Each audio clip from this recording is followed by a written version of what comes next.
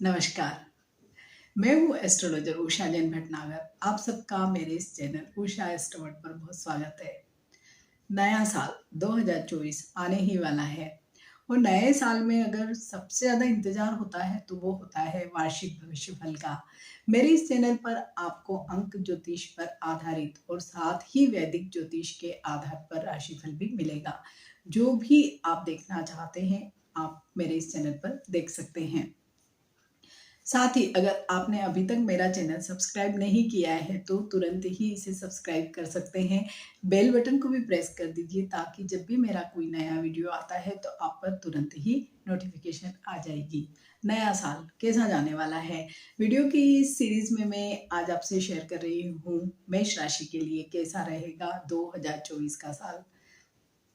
जब भी हम वार्षिक भविष्यफल की बात करते हैं तो मेरे जो भी राशिफल होते हैं या गोचर पे अनुरूप जो भी वीडियोस होते हैं वो हमेशा चंद्र राशि पर ही आधारित होते हैं। तो जो भी आपकी चंद्र राशि है उसके ही अनुरूप आप अपना राशिफल देखें। साथ ही हम जब भी राशिफल की बात करते हैं, ईयरली प्रेडिक्शंस की बात करते हैं, तो कुछ मेजर स्टार्स को प्रमुखता देते हैं। उसमें सबसे पहले होते हैं बृहस्पति देव, फिर शनि, राहु और केतु। क्योंकि ये चार ऐसे स्टार्स हैं जो बहुत लंबे समय तक एक ही राशि में एक ही जगह पर प्लेस्ड होते हैं, तो ऑब्वियसली इनका प्रभाव भी बहुत अधिक होता है। अदर स्टार भी महीना, 2 महीना, सवा महीना इतना ही एक जगह रहते हैं, एक राशि में रहते हैं, तो इसलिए उनका थोड़ा सा कम प्रभाव होता है। हालांकि प्रभाव अवश्य ही होता है लेकिन कम प्रभाव होता है। इसके साथ ही जो भी ग्रह गोचर के अनुरूप हम राशिफल देखते हैं तो वो अगर आप अपने बर्थ चार्ट में भी देखते हैं और वहां पर अगर कुंडली में कोई दशा महादशा अच्छी चल रही है तो जो ये गोचर के जो भी स्टार्स होते हैं वो बहुत अच्छा फल देते हैं। मीन्स लगभग पूरा 100% आपको रिजल्ट दे देते हैं। लेकिन अगर आपके ही बर्थ चार्ट में अगर कोई गोचर अच्छा नहीं चल रहा है, मीन्स कोई दशा अच्छी नहीं चल रही है, तो थोड़े से रिजल्ट्स आपको अवश्य ही कम मिलते हैं। तो आप जब भी राशिफल के लिए या गोचर के कोई भी मोमेंट के लिए वीडियो देखें तो जरूर अपना बर्थ चार्ट में भी क्या समय चल रहा है टैली करें, अवश्य ही देख लें। तो इस वीडियो में मैं आज आपसे शेयर कर रही हूँ मेष राशि के लिए।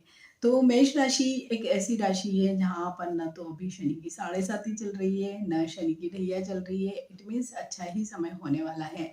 हालांकि अप्रैल तक का जो समय है गुरु, क्योंकि अप्रैल तक मेष राशि में ही रहने वाले हैं तो थोड़े से रिजल्ट्स अलग होंगे।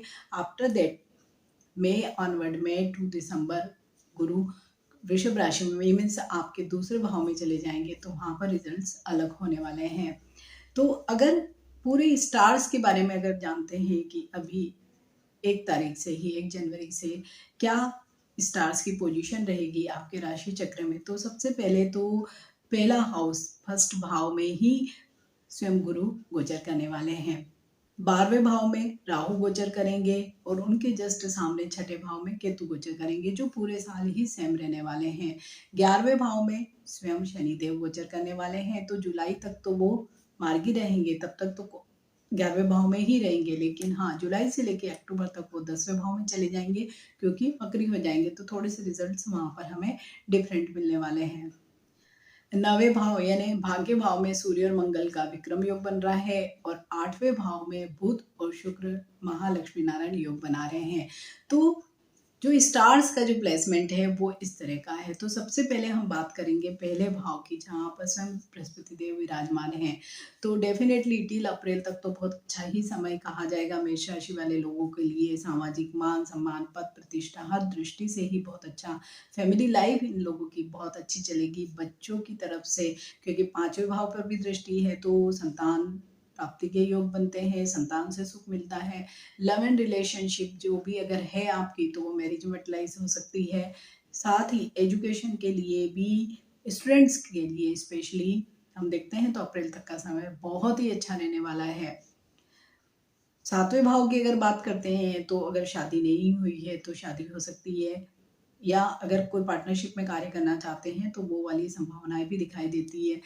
प्लस 9वें भाव पर भी दृष्टि है टिल अप्रैल 30 तक, तो भाग्य पर भी गुरु का आशीर्वाद बना रहेगा। मीन्स बहुत ही अच्छा समय हम इसे कह सकते हैं। लेकिन फर्स्ट आप में से ही गुरु आपके द्वितीय भाव में जो वाणी का भाव है, कुटुंब का भाव है, आपके संचित धन का भाव है, वहाँ पर चले जाएँगे। तो वहाँ पर जाने से एक तो सबसे ज़्यादा आपको जो ध्यान रखना है वो अपने वाणी पर रखना है, ईगो नहीं करना है। अपनी कम्युनिकेशन जितनी आप अच्छी स्मूथ रखेंगे, सॉफ्ट रखेंगे, उतना ही अच्छा रहेगा। साथ ही जो भी आपकी एक्सटेंडेड फैमिली है, उन लोगों से आपको बनाकर रखना है और साथ ही अपने पैसों को वेस्ट नहीं करना है, क्योंकि वहाँ पर गुरु जब आ जाएँगे तो हो सकता है कि आप खर्च अधिक करने लगें।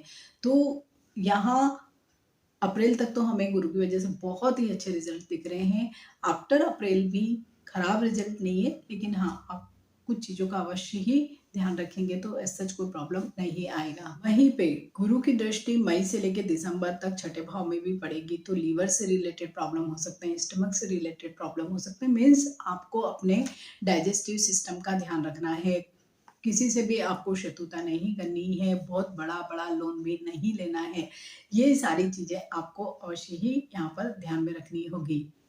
मई से लेके दिसंबर तक दसम भाव पर भी दृष्टि रहेगी, तो वो भी गुरु की दृष्टि बहुत अच्छी रहेगी और स्पेशली जो रिलेटेड कार्य हैं गुरु से संबंधित, लाइक टीचिंग है, कंसल्टेंसी का कार्य है या किसी भी प्रकार के मैनेजमेंट से संबंधित अगर आप कोई कार्य करते हैं और अगर आप एडमिनिस्ट्रेशन में भी हैं, एडमिनिस्ट्रेटिव का कार्य भी करते हैं, तो उन लोगों के लिए भी गुरु बहुत मददगार रहने वाले हैं मई टू दिसंबर तक के पीरियड में। 11वें भाव में स्वयं शनिदेव विराजमान है और पूरे ही साल 11वें भाव में ही रहने वाले हैं। मीन्स लाभ भाव में ही शनिदेव रहने वाले हैं, तो लाभ की बहुत अच्छी ही स्थितियाँ पूरे ही वर्ष रहने वाली है।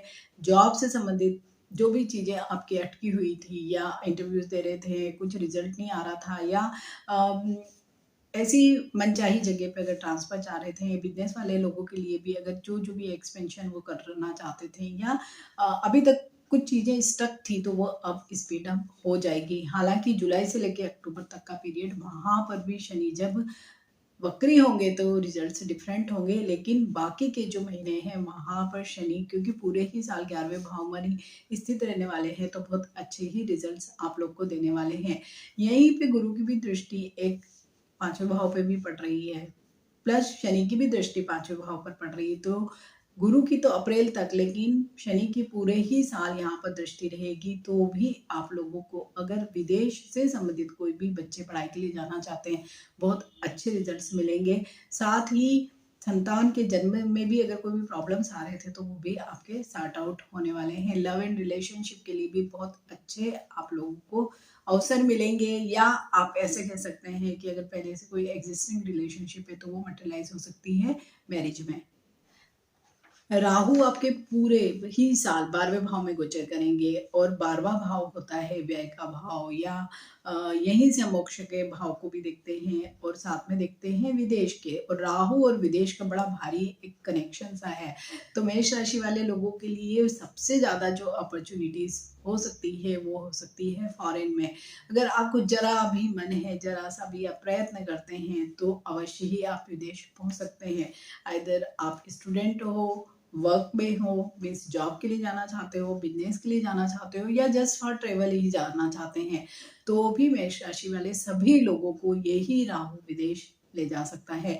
सामने छठे भाव में केतु है, तो केतु की वजह से थोड़ा सा आप फिलोसॉफिकली नेचर हो सकते हैं यहाँ पर, या आप थोड़े मीन्स डिफरेंट तरह का जो मूड होता है ना, थोड़ा सा सरेंडर करने वाले मोड में भी हो सकते हैं। तो यहाँ पे राहु और केतु छठे और 12वें भाव में है, तो इससे कोई शत्रुता नहीं होगी किसी से, लोन या इससे रिलेटेड भी कोई प्रॉब्लम आपको नहीं आएंगे। हाँ, जैसे केतु का एक नेचर होता है कि छोटे-छोटे से ही एलिमेंट्स देता है, छोटे-छोटे रोग देता है और जल्दी से डायग्नोस नहीं करने देता है, तो वहाँ पर आपको ध्यान रखना है कि अगर कुछ भी आपको थोड़े से अनयूजुअल कुछ सिम्पटम दिखाई देते हैं तो ज़रूर आपको दिखाना चाहिए। करियर की दृष्टि से 2 विशेष टाइम है जो बड़े ही अच्छे लग रहे हैं, वो है एक तो 11 अप्रैल से लेके 14 मई तक का एक समय है कि अगर आपने पर्टिकुलर उस पीरियड में कोई भी इंटरव्यू दिया है या इंटरव्यू देना चाहते हैं, तो कोई अच्छी अपॉर्चुनिटी मिल सकती है। फिर यही एक पीरियड आपका आएगा 15 अगस्त से लेके 16 सितंबर तक का। ये पीरियड भी आपका बहुत ही, जिसे हम कहते हैं ना कि जहाँ पर मैक्सिमम प्रोबेबिलिटी होती है किसी भी चीज़ की, स्पेशली करियर के क्षेत्र के लिए, तो ये वाले 2 साल में 2 जो महीने हैं बड़े ही हैपनिंग हो सकते हैं। तो कुल मिलाकर अगर हम देखते हैं तो मेष राशि वाले सभी लोगों के लिए भी 2024 का साल बहुत अच्छा ही रहने वाला है। अगर फिर भी कुछ प्रॉब्लम्स आती हैं, ऐसे हमें नहीं दिखाई दे रही है, लेकिन फिर भी अगर कोई प्रॉब्लम आती है तो सबसे अच्छा आप लोगों के लिए उपाय है कि आप भगवान शिव का जो एकाक्षरी मंत्र होता है ओम नमः शिवाय, उसका रोज जाप करें। शिवलिंग पर जब भी आपको मौका मिलता है या घर पर ही शिवलिंग है तो उनको जलाभिषेक करें, तो कोई भी प्रॉब्लम आपको नहीं होगी। तो मेष राशि वाले सभी लोगों के लिए 2024 का साल बहुत ही अच्छा रहे, ऐसी ही शुभकामनाएं। और अगर आप अपने चार्ट का डिटेल एनालिसिस करवाना चाहते हैं तो यहाँ पर मेरा ये नंबर डिस्प्ले हो रहा है, आप यहाँ पर व्हाट्सएप मैसेज कर सकते हैं। आगे मेरी टीम आपसे फॉलोअप लेके कनेक्ट कर सकती है। Stay healthy, stay blessed. Thank you for watching. Bye. नमस्कार।